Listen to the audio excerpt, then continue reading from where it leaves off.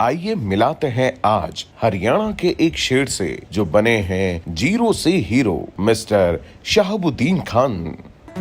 शहाबुद्दीन खान, पिता अब्दुल हमीद, माता नजीरी। हम 6 भाई और 3 बहन है। मेरा जन्म जिला करनाल हरियाणा के एक छोटे से गांव उपलना में हुआ।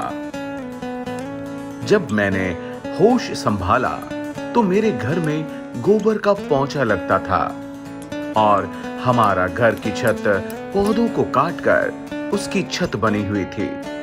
जब मैं स्कूल जाता था तो यूरिया खाद के प्लास्टिक के कट्टे से मेरा स्कूल बैग बनवाया था। मैंने बहुत कम उम्र में डिसीजन लिया कि मैं फोटोग्राफर बनूंगा। मेरे गांव से एक कस्बा जिसका नाम असंध है, जो कि मेरे गांव से 12 किलोमीटर दूर पड़ता है। मैं 5 बजे सर्दियों के दिनों में साइकिल पर असंध गांव में फोटोग्राफी सीखने जाने लगा। सर्दियों में साइकिल पर हाथ सुन पड़ जाते थे, पर मैं कभी भी सीखने में पीछे नहीं रहा। मैंने 4 साल तक राज स्टूडियो पर फोटोग्राफी का काम सीखा। फोटोग्राफी सीखने के बाद मैंने गोहाना जिला सोनीपत में शिफ्ट हो गया और मैं गोहाना में अपना स्टूडियो चलाने लगा। छोटा सा कमरा किराए पर लेकर रहने लगा। पैसा ना होने की वजह से किराए के मकान के एक ऐसे हिस्से में रहता था जिसमें प्लास्टर भी नहीं हुआ करता था। स्टूडियो खोलने के बाद थोड़ी दाल रोटी ठीक चलने लगी थी। मैं स्कीमों में उलझने लगा और सारे पैसे और इमेज खराब कर दी थी। थोड़े दिन के बाद मुझे मेरे दोस्त विजय विरोधिया जी मिले और मुझे आरसीएम के बारे में बताने लगे, लेकिन मैंने उनकी बातों का विश्वास नहीं किया क्योंकि मैं पहले से इस तरह की मेंबर बनाने वाली कंपनियों में काम कर चुका था। नॉलेज नहीं होने की वजह से मेरे पास जो पैसा था वह सब बर्बाद हो गया और मेरा स्टूडियो समय न देने की वजह से बंद हो गया। मेरे माँ बाबूजी सभी दोस्त मुझसे नाराज रहने लगे। माँ बाबूजी ने डिसीजन लिया कि यह मेंबर बनाने का चक्कर में लगा रहा, क्यों ना इसकी शादी कर दी जाए। मेरी बहुत कम उम्र में साबरा के साथ शादी कर दी गई। शादी के बाद कोई काम ना होने की वजह से मैं डिप्रेशन में रहने लगा। साबरा ने कहा, किसी स्टूडियो पर 2000 की नौकरी कर लो, ऐसे कब तक बैठे रहोगे। 15 जनवरी 2005 को दोबारा से विजय विरोधिया जी, जो मेरे अच्छे दोस्त, वह दोबारा आए और उन्होंने कहा, यार तुम आरसीएम क्यों नहीं समझना चाहते। यह देखो, आरसीएम से मेरे 21,000 रुपए का चेक आया है और 1 घंटा मुझे स्कीम और बिजनेस में अंतर समझा। मैंने 15 जनवरी 2005 विजय जी से मिलने के बाद डिसीजन लिया, लेकिन फील्ड से निकलने के लिए पैसा चाहिए था। स्टूडियो बंद हो चुका था। पैसा न होने की वजह से मैं फील्ड में नहीं निकल पा रहा था। उन दिनों साबरा के पास 700 रुपए रखे हुए थे। मेरी मिसेज साबरा ने कहा कि इनसे अगर काम चल सकता है तो इन्हें रख लो। मैंने साबरा से 700 रुपए लिए और फील्ड में निकल गया। 7 से 8 दिन के बाद मेरे पास वो जो 700 रुपए थे वो खत्म हो गए। वापस घर जाने के लिए बस का किराया भी पूरा नहीं था। उन्हीं दिनों मेरा बड़ा भाई के यहाँ एक बेटी ने जन्म लिया, जिसको मैंने गोद ले लिया था। मेरी बेटी ऊपर का दूध पीती थी। मैं 10 दिन से फील्ड में था। मेरी बेटी रो रही थी। मेरी मिसेज के पास 20 रुपए 1 लीटर दूध खरीदने के लिए भी पैसा नहीं था। और जब मेरी मिसेज ने यह घटना मुझे बताई कि बेटी का दूध के लिए भी पैसा नहीं था, जब मैंने 1 लीटर दूध न होने की घटना साबरा से सुनी, तो मैं और तेजी के साथ आरसीएम में काम करना शुरू किया।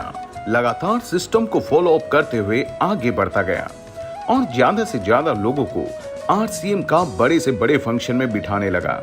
मैं रॉयल्टी अचीवर बना, फिर मैं टेक्निकल बना और फिर मैं स्टार रूबी बना और मैं जुनून से काम करता गया। और फिर मैं सितंबर 2021 फाउंडर सफायर बना। जो सारा ड्रीम अधूरा था वह सब आरसीएम के माध्यम से पूरा हुआ। जो शहाबुद्दीन खान कभी 500 रुपए के किराए के कमरे में रहते थे, आज वो 2 से 3 करोड़ के ड्रीम हाउस में रहते हैं। जिस शहाबुद्दीन खान के पास घर जाने तक का किराया नहीं हुआ करता था, आज वो सबसे ज्यादा फ्लाइट में सफर करते हैं। जो शहाबुद्दीन खान अपनी बेटी के लिए 20 रुपए दूध नहीं खरीद सकता था, आज अगर वो पूरी सिटी का भी दूध खरीद लें तो सोचने की जरूरत नहीं है। जो शहाबुद्दीन साइकिल पर चलता था, आज वो जिस गाड़ी पर हाथ रख दें वह गाड़ी अपनी हो जाती है। आज मेरा बच्चा हमारी सिटी का सबसे बेस्ट स्कूल में पढ़ता है। आज दुनिया की सारी खुशियां खुदा ने हमें दे रखी।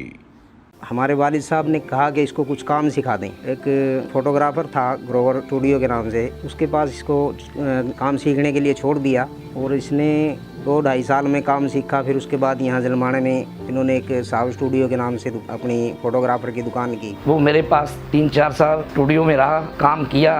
यहाँ से तकरीबन उसका गांव 12 किलोमीटर था और उसने साइकिल पे ही आता था और साइकिल पे ही वापसी जाता था। उसको बहुत बड़ा जुनून था कि मैं कुछ करके दिखाऊं। शहाबुद्दीन जब यहाँ पे काम सीखने आता था, 15-16 साल की उम्र थी, मैंने इसको अपने हाथों से कैमरा पकड़ के चलाना सिखाया। भाई साहब जो है फोटोग्राफर बन गए और हम जो है अपना खेत वाली लाइन में चले गए। जब मैं फोटोग्राफी करता था, रात दिन लगा रहता था, मैं एडिटिंग करता था, नींद जो है मैं पूरी नहीं कर सकता था, 24 घंटे काम करता था, उसके बावजूद भी दाल रोटी चल रही थी। तो इसी हिसाब से फिर हमारी हंसी छुट गई जब उसने पेन कापी निकाली। हमने कहा भाई कोई ना कोई स्कीम लेगा है क्या।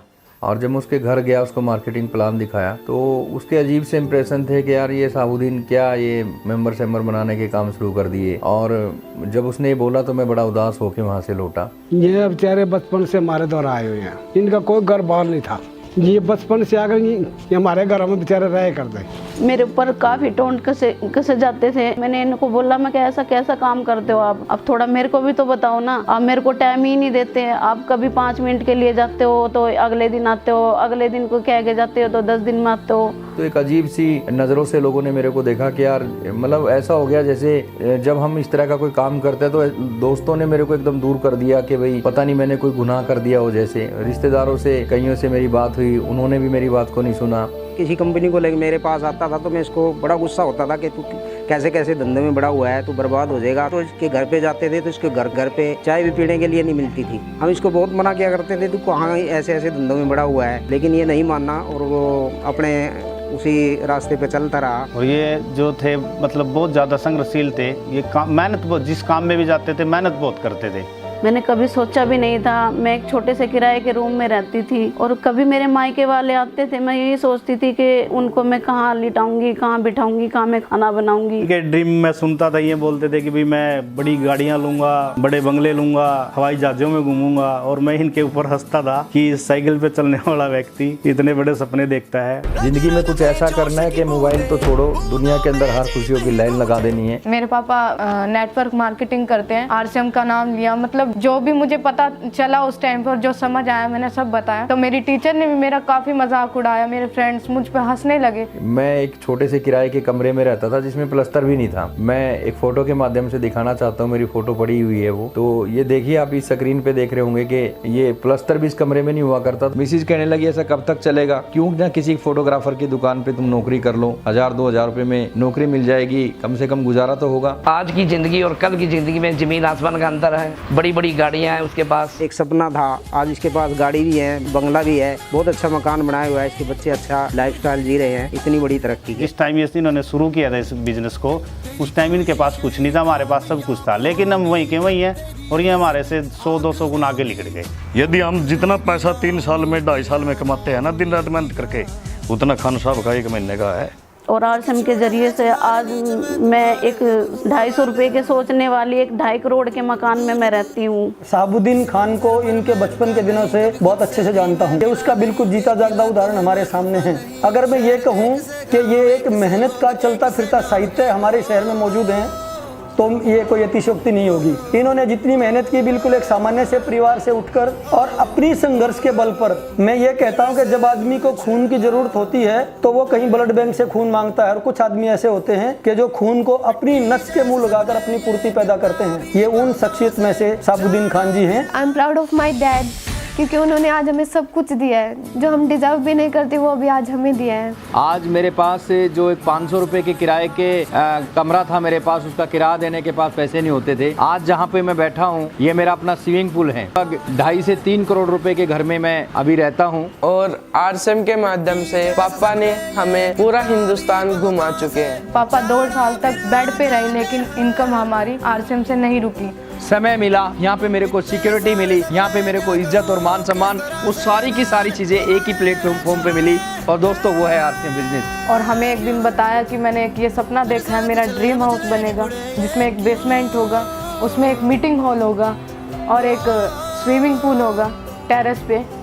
और आज वो सपना बिकॉज ऑफ आरसीएम ये सपना सक्सेसफुल हो चुका है। जब से मैं इस परिवार का हिस्सा बना हूँ, कई बार पापा के साथ सेमिनार में जाने का मौका मिला, लेकिन वहाँ पे जाके मैंने देखा कि उस संघर्ष से पापा ने क्या कमाया है। फूल मालाएं, कोई पैर छू रहा है, कोई क्लैपिंग, मतलब एक जैसे सुपरस्टार हो कोई।